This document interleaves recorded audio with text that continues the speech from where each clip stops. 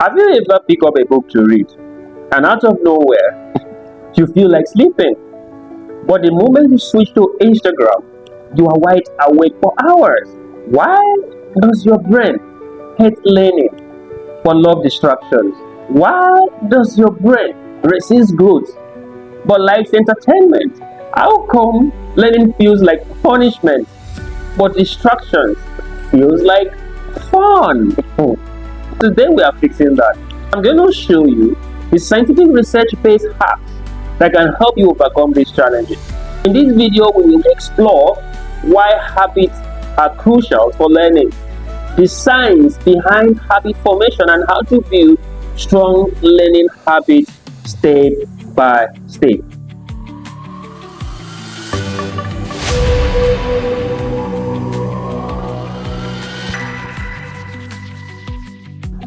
Why is it easier to do other daily activities like brushing your teeth, checking your phone, or scrolling through social media without much effort, while learning feels like a chore?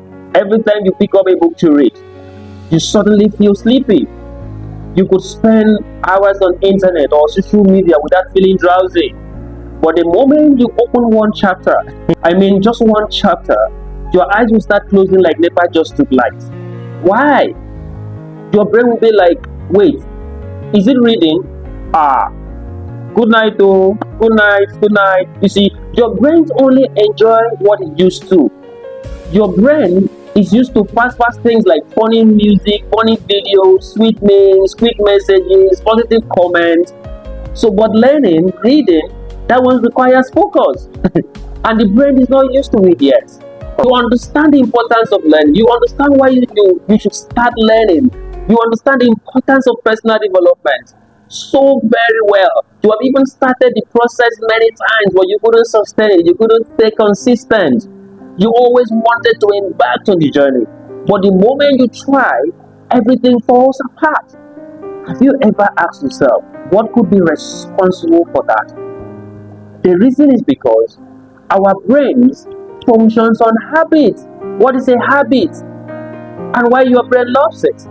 A habit is a behavior that becomes automatic over time. A habit is just a behavior or action your brain automates to save energy. Learning isn't just about motivation. It's about designing the right habit that makes learning effortless. Alright, so your brain is not lazy. Your brain is naturally wired to save energy. I repeat that again. Your brain is naturally wired to save energy. Scrolling feels easy because it's passive. Alright, it saves energy. But learning, that's a lot of work. How come you are able to check your phone over 100 times every day without thinking? Most times unconsciously. Every day you wake up in the morning, brush your teeth, take your bath, take your breakfast without overthinking about it. You jump into your car, start it, and then boom, you're on your way to work or a meeting without overthinking about the learning or about the driving process. You pick up a cigarette and start smoking without any sense of struggle.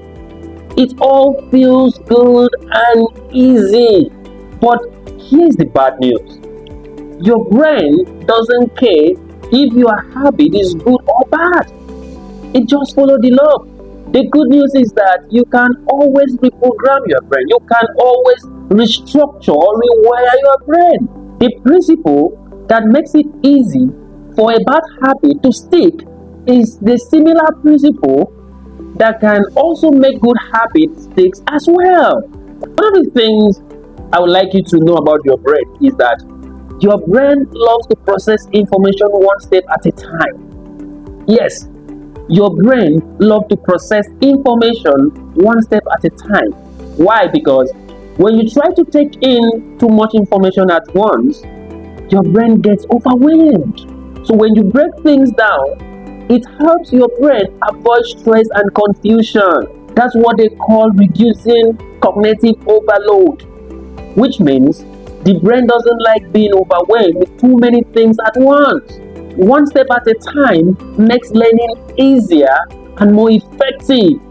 There are actually a few powerful parts of the brain that help you to learn and form any habit, right? So let's start with prefrontal cortex, right? The prefrontal cortex is like the CEO of your brain that helps you analyze information. It is in charge of your thinking processes.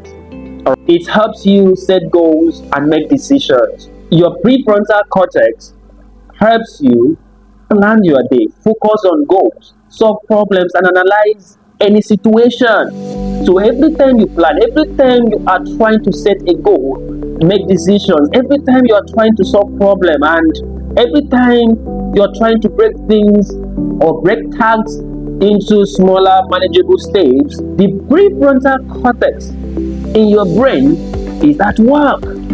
Alright, so it doesn't like mental confusion, it doesn't like chronic stress, it doesn't like multitasking. Alright, so multitasking is not a good thing, it's not a healthy thing to your brain. Right. The prefrontal cortex loves to process information one step at a time because step-by-step processing reduces cognitive overload and makes learning faster and easier. Right. Imagine you are trying to climb a ladder. I'm sure you will not want to just jump into the top of the ladder, right? You simply go one step at a time, isn't it? Right. That's exactly how the prefrontal cortex works, right? Your ability to analyze any information, your ability to focus on something, your ability to break things down and make decisions is controlled by the prefrontal cortex, right? When you are trying to learn something new or work on a project, this part of your brain says, hey, let's do it bit by bit. Let's do it bit by bit. Let's do it small. This is why learning mastery requires that you start from the basics. It is the reason why learning requires basics.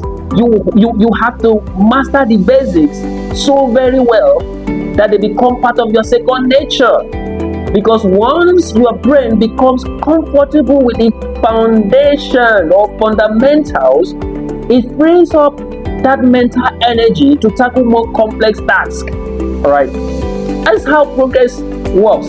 That's how we develop capacity. That is how we develop habits as human beings. That's how we develop any skill, from simple to complex, from simple to sophisticated. Then we have another one called the hippocampus, which is another part of the brain that helps you with memory formation. Your ability to keep memory or store something into your brain is determined by hippocampus. Alright, so hippocampus stores what you learn and helps you record it later. It makes it easier to process new knowledge step by step. Hippocampus works closely with the prefrontal cortex, especially when you are learning something new. Alright, so while the prefrontal cortex helps to break things down, analyze information, decide what information is important and what not, the hippocampus organizes and stores the information properly so you can remember it whenever you need it. Right? You learn something today, or you learned something 5 years ago, and today you are still remembering what you learned 5 years ago. That's as a result, that is the work of the hippocampus in your brain. Alright. So when you repeat something again and again and again, whether it is reading, driving, or reciting something, whatever it is, even checking your phone, another part of the brain steps in, and the neuroscientists call it basal ganglia. Basal ganglia. So the basal ganglia is like the autopilot of your brain. It turns repeated actions into habits. It doesn't care if the habit is good or bad. It doesn't judge. It simply automates whatever you do repeatedly. Alright. Every time you repeat a certain thought, a certain behavior or action, the basal ganglia helps to cement it into a habit. So if you read every day, the basal ganglia helps to make that feels natural. But if you scroll through social media every morning, when you wake up, or every evening before bed, it turns that routine into a habit. All right, that's how, and that's why consistency is more important than intensity. Studying for let's say 15 to 20 minutes daily is far more important than cramming for 3 hours once in a week. All right, the basal ganglia is the part of the brain, or is the part of the human brain that works well with consistency. So basal ganglia loves routine. Whatever you want to achieve, or whatever learning activity, or whatever you want to gain mastery, all you need to do is to create routine around that thing that you want to learn. Its job is to turn repeated actions into habits, whether it is good or bad habits. It doesn't care if a habit is healthy or harmful, which means that we are using this same process to develop good or bad habits. Your basal ganglia does not know what is good or what is bad. The responsibility of your basal ganglia is to keep whatever you want to preserve. And how do you tell your basal ganglia what is important for you to preserve? Is when you repeat it. Repetition of a certain behavior, whether that behavior is good or bad, is the reason why we form a specific habit. When you repeat an action consistently, the basal ganglia helps to automate that action, making it easier and more natural over time. Eating your nails and social media scrolling, negative self-talk. It will also automate those habits, making them harder to break. See, some people find it difficult to break a certain habit. This is the reason, because you have practiced that habit over and over and over and over again, and you get to the point where it now becomes very hard for you to break that habit. If it is true that we human beings form habits by repetition of certain behavior or actions, then the big question is, what then is responsible for the repetition of certain habits or certain behavior? Why do we always want to repeat a certain behavior or action?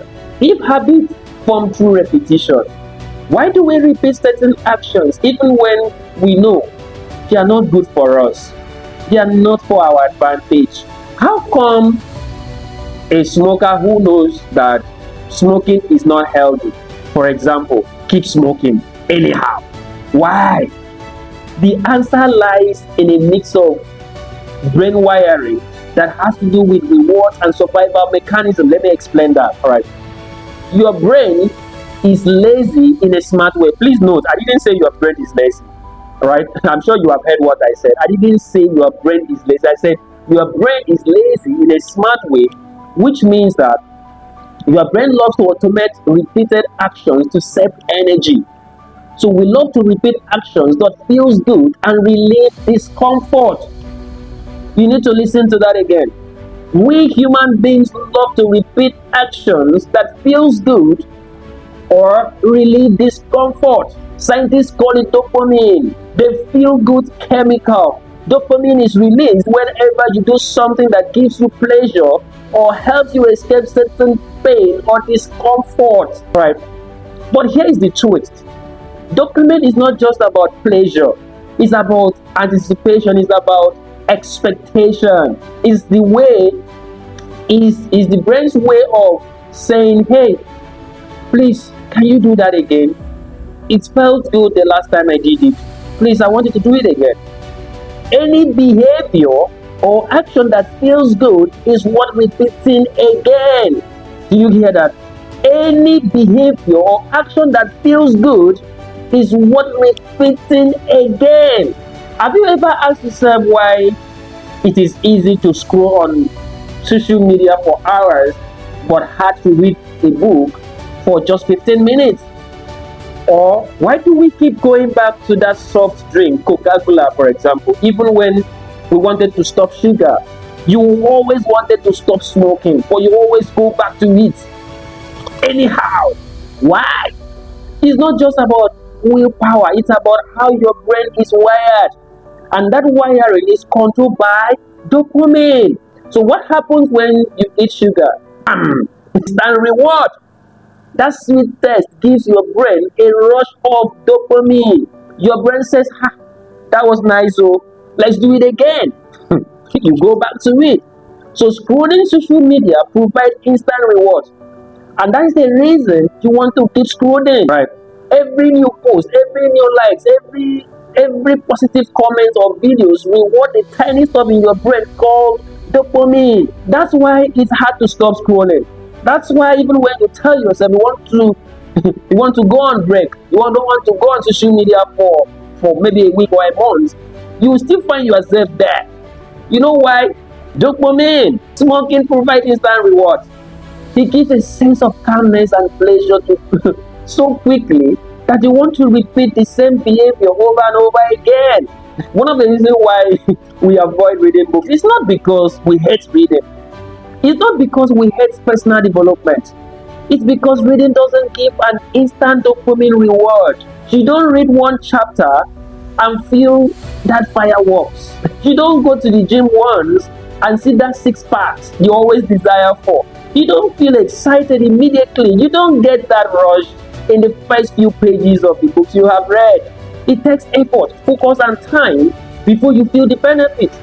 That's why your brain says, now, let's go scroll the Instagram instead. But here's the big lesson. We repeat what feels good. We avoid what feels like punishment. Do you hear that again? I said, we repeat what feels good. We avoid what feels like punishment. The simple rule here is, if it feels good, you will always want to do it again. If it feels bad or boring, your brain will do everything possible to avoid it. Alright, so that's why bad habits are easy to form, because they usually come with instant rewards. I'm sure you understand what I'm saying. I said bad habit is easy to form because they usually come with instant rewards. And good habits are hard because the rewards are delayed. So why not turn the principle upside down? As long as the reward you are getting when you behave a particular way or take a certain action feels good, then the repetition of that action is always inevitable.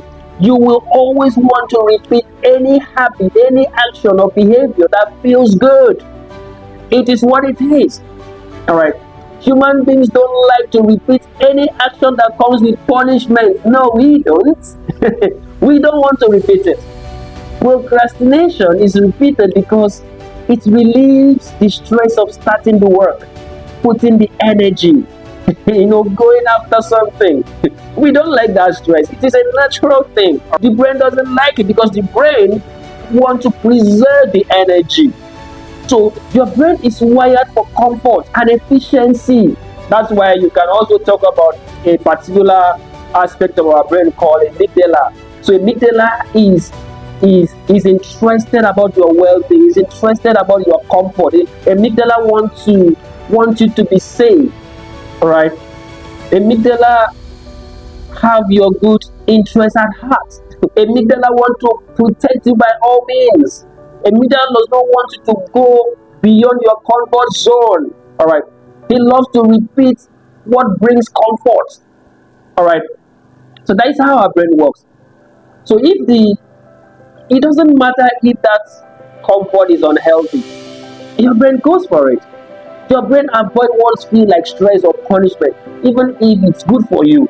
It doesn't want anything stress, even though that stress is good for you, it doesn't want it. So what can you do about it? Or what can we do about that? Always attach rewards to good habits.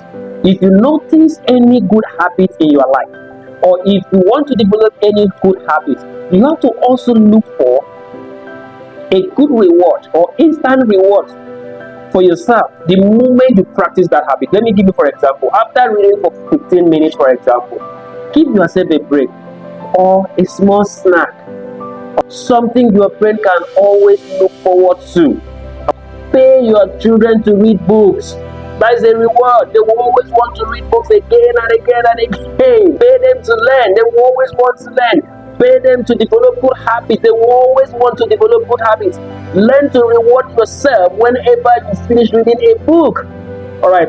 This instant reward will always get you inspired and want to go back again to read that book or to complete the book. Try as much as possible to make bad habits less rewarding. For example, put your phone far away while studying. Alright, the more effort it takes to scroll, the less rewarding it feels. I used to eat a lot of granules. I still do, but not that much anymore. Like, I really love to eat granule.